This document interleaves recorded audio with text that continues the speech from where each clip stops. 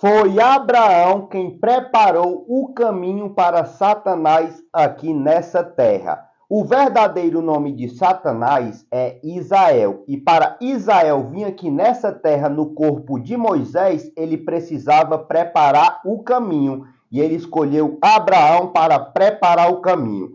Eu vou te explicar. Primeiramente, abra a sua Bíblia no livro de Mateus, no capítulo 23, no versículo 9, que é o Messias falando para os judeus. Está escrito: nessa terra não chame ninguém de pai, porque vocês só têm um pai, aquele que está no céu. O Messias dizia para os judeus: ó judeus, nessa terra não chame ninguém de pai, porque vocês só têm um pai, aquele que está no céu. E quando o Messias falava isso, eles pegavam pedras para apedrejar o Messias. Por quê? Porque eles já tinham por pai Abraão. Vamos lá para o livro de João, no capítulo 8, no versículo 39. Aqui é os judeus falando, e está escrito: então lhe disseram os judeus: nosso pai é Abraão. Presta atenção, os judeus estão falando. Então disseram os judeus: nosso pai é Abraão. O Messias responde: se vocês fossem filhos de Abraão, fariam as mesmas obras que ele fez. Mas agora vocês estão querendo me matar, a mim que tenho lhes dito a verdade, que ouvi do pai. Abraão não fez isso. Aqui no versículo 39, os judeus estão falando para o Messias: ó, o nosso pai é Abraão. E o Messias fala: se vocês fossem filhos de Abraão, faziam as mesmas obras de Abraão, que é matar, roubar e destruir. Nesse tempo aqui, o povo ainda não estava matando, mas no versículo 40, o Messias fala: mas agora vocês estão querendo me matar, a mim que lhes digo a verdade, que ouvi do pai. Abraão não fez isso. O Messias fala: agora vocês querem me matar. Eu falo a verdade para vocês. Abraão não fez isso. Abraão mentiu para vocês. No 41, os judeus respondem. Eles responderam: nós somos filhos legítimos.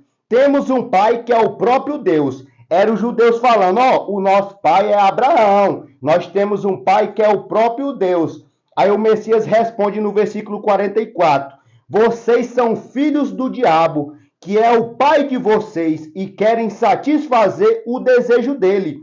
Ele foi assassino desde o princípio e jamais se firmou na verdade, porque nele não há verdade.